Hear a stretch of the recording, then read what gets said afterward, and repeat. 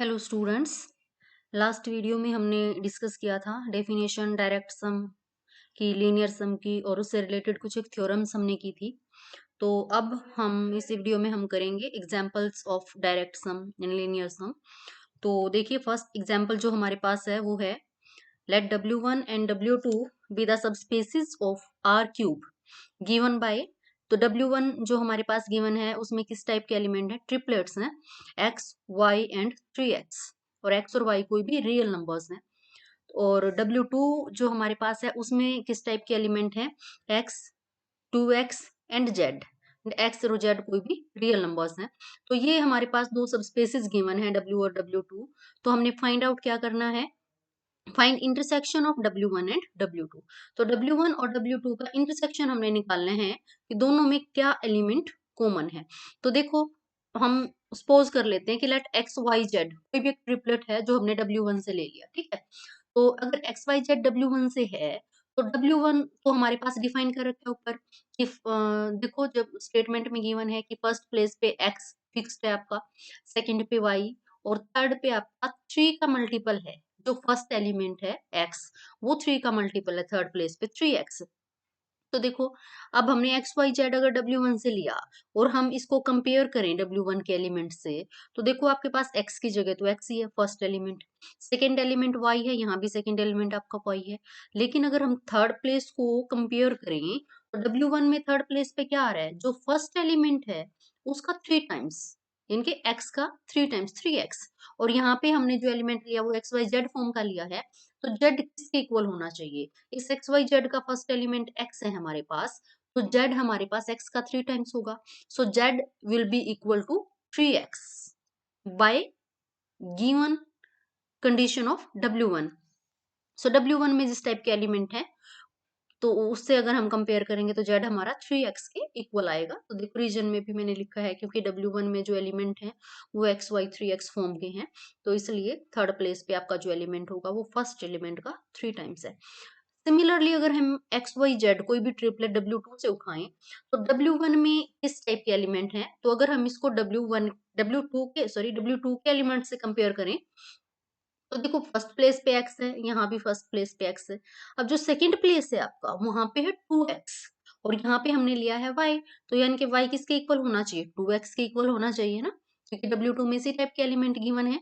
तो इसलिए y हमारा क्या आया? 2x ना। तो ये जो x y z हमने कॉमन एलिमेंट लिया है W1 और W2 का, तो इसमें x की वैल्यू तो x ही है, लेकिन y की वैल्यू क्या बनी? 2x। और z की क्या बनी? 3x। तो हम y और z को रिप्लेस कर देंगे, y हमारे पास 2x के इक्वल आया है और z हमारा 3x के इक्वल आया है। यानी कि जो कॉमन एलिमेंट आपने लिया था x y z W1 और W2 से, एक तरह से इंटरसेक्शन से आपने जो लिया, तो उसकी वैल्यू कितनी आई आपके पास? x 2x and 3x। तो इसलिए जो इंटरसेक्शन है W1 और W2 का, तो उसमें हमारे पास किस टाइप के एलिमेंट आएंगे? x 2x and 3x। Clear? तो ये हमारे पास था फर्स्ट एग्जाम्पल, जिसमें हम हमारे पास W1 और W2 कोई भी दो सबस्पेसिस गिवन थे और हमें फाइंड आउट करना था उनका intersection. So let's see the second example। Second में हमारे पास है कि W1 W2 और W3 be the subspaces of R cube. अब यहाँ पे हमारे पास 3 सबस्पेसिस गिवन है R क्यूब के, ट्रिपलेट आएंगे इसमें भी, जहाँ जो एलिमेंट होंगे वो रियल नंबर्स हैं, R से आएंगे।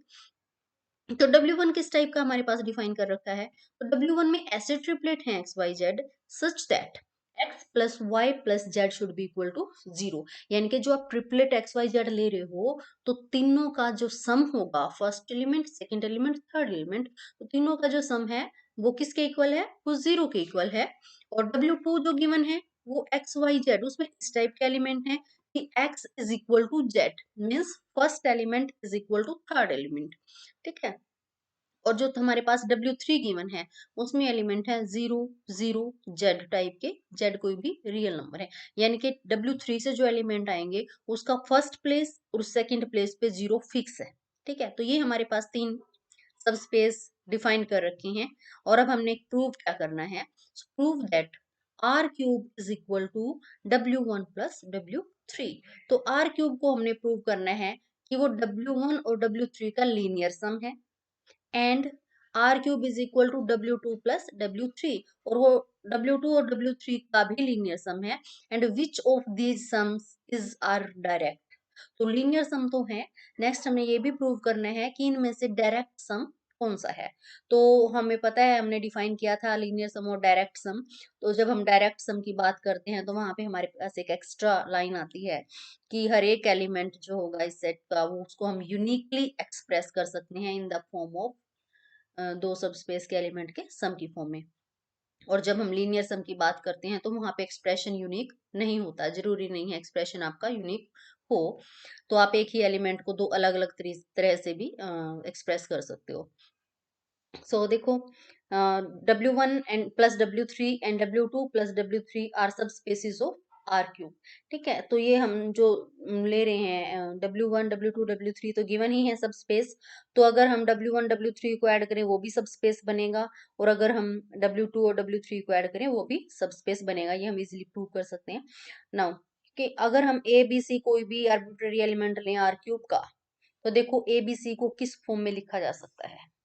ए बी सी को हम लिख सकते हैं, इसका हम फर्स्ट जो एलिमेंट बनाएंगे वो ए बी माइनस ए और minus B and plus 0 0 A plus B plus C, हम इस टाइप में लिख सकते हैं। देखो अगर आप दोनों को ऐड करोगे तो फर्स्ट एलिमेंट फर्स्ट में ऐड होगा, तो फर्स्ट ट्रिपलेट का एलिमेंट फर्स्ट ए है, सेकंड ट्रिपलेट में 0 है, तो ए प्लस 0 करोगे आपके पास ए आ गया फर्स्ट एलिमेंट।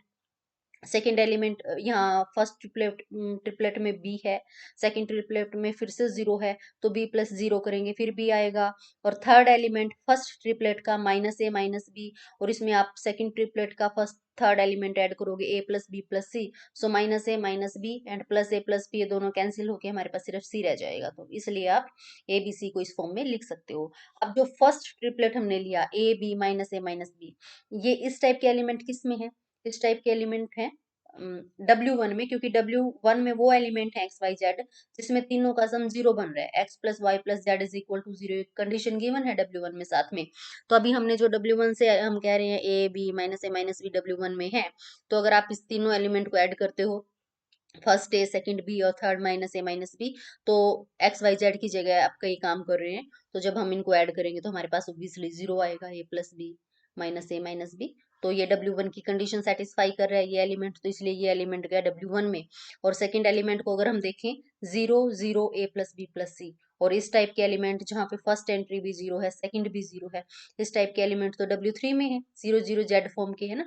तो ये सेकंड ट्रिपलेट आपका W3 से हो गया। इसलिए ए बी सी हमने कोई भी आर्बिट्रेरी एलिमेंट आर क्यूब का लिया था, और उसको हमने किस तरह से एक्सप्रेस कर दिया, एक W1 का एलिमेंट प्लस एक W3 का एलिमेंट।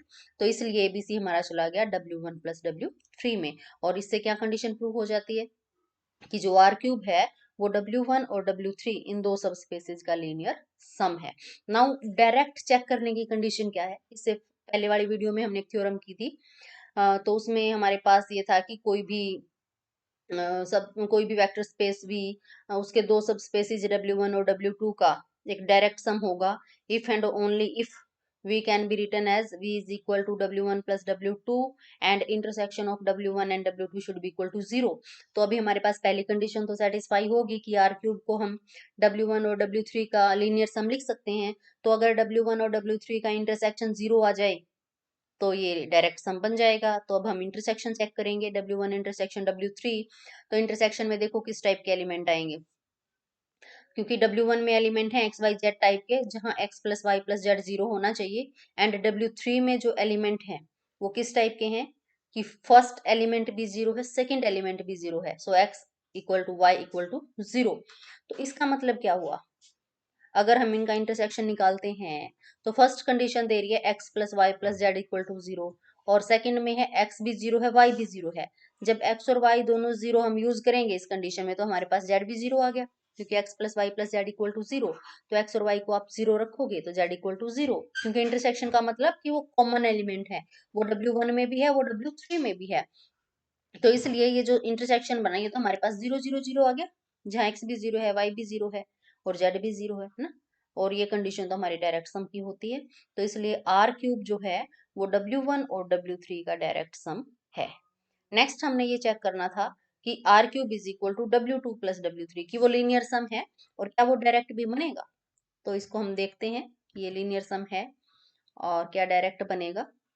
तो देखो अब हम सिमिलरली कोई भी A B C arbitrary element हम आर क्यूब से लेंगे, और देखो ए बी सी को हम कैसा लिख सकते हैं, A B A plus 0 0 C - A, हम इस टाइप का लिख सकते हैं उसको, क्योंकि देखो अगर हम दोनों को ऐड करेंगे तो ए प्लस 0 A आ गया, बी प्लस 0 B आ गया, ए प्लस C - A, सी बच गया, है ना। तो ए बी सी को इस टाइप में हम एक्सप्रेस कर सकते हैं, जहां ए बी ए यानी कि फर्स्ट एलिमेंट और थर्ड एलिमेंट सेम है, ए बी ए। इस टाइप के एलिमेंट देखो W2 में थे, देखो स्टेटमेंट में हमारे पास W2 डिफाइन है, जहां पे एक्स वाई, W2 में कैसे एलिमेंट है, X Y Z, such that X is equal to Z, यानी कि फर्स्ट एलिमेंट और थर्ड एलिमेंट सेम है, X is equal to Z. तो यहाँ भी हमने क्या लिया है, A B A, first element और थर्ड एलिमेंट सेम है, ए, है ना। और सेकंड एलिमेंट जो है वो है 0 0 C - A, जो सेकंड ट्रिपलेट है, और फर्स्ट प्लेस पे भी 0, सेकंड प्लेस पे भी 0, ये वाला तो अपना W3 था, है ना। तो इसको हमने एबीसी को एक्सप्रेस कर दिया W2 और W3 के सम की फॉर्म में, तो इसलिए आर क्यूब लीनियर सम है W2 और W3 का। नाउ क्या ये डायरेक्ट सम भी बनेगा, उसके लिए हमें इंटरसेक्शन चेक करना पड़ेगा, है ना। तो किसका इंटरसेक्शन चेक करेंगे हम, W2 और W3 का, क्योंकि आर क्यूब किसके इक्वल है, W2 प्लस W3। यहाँ एक टाइपिंग मिस्टेक हो रखी है, सॉरी इसके लिए, W1 इंटरसेक्शन W3 लिखा गया है, जबकि ये है W2 इंटरसेक्शन W3। तो ये आप समझ लीजिएगा, ये W2 और W3 का इंटरसेक्शन हम चेक कर रहे हैं। तो देखो W2 में जो हमारे पास एलिमेंट थे एक्स वाई जेड फॉर्म के थे, जहां X is equal to Z था, और W3 में जो एलिमेंट थे उसका फर्स्ट और सेकंड प्लेस पे 0 फिक्स था। तो अगर हम दोनों कंडीशन को देखें, सेकंड कंडीशन से एक्स भी 0 है, वाई भी 0 है, और फर्स्ट कंडीशन में है एक्स इक्वल टू जेड, तो अगर एक्स 0 है तो जेड भी क्या हुआ, 0, यानी कि एक्स वाई जेड के तीनों एलिमेंट हमारे पास 0 आ गए, है ना। तो इंटरसेक्शन में सिर्फ क्या एलिमेंट आया, 0 0 0, है ना। तो जो आर क्यूब है वो W2 और W3 का डायरेक्ट सम है ना। तो ये था हमारे पास सेकंड एग्जाम्पल, और अब हम देखते हैं इसका तीसरा एग्जाम्पल। इसमें क्या है हमारे पास कि V be the space of all functions from R to R। तो अब V में जो है फंक्शंस हैं सारे R से R में, and W1 and W2 be the subspaces of V, और W1 W2 कोई दो सब स्पेस हैं V के, और किस तरह से डिफाइंड है, वो डिफाइंड बाय W1 में इस टाइप के फंक्शन है f, वो function such that f of x is equal to f of minus x, है ना। तो चाहे आप f ऑफ x करो या x को आप माइनस x से रिप्लेस करो, दोनों फंक्शन सेम है for all x belongs to R, और इस टाइप के फंक्शन को हम इवन फंक्शन कहते हैं।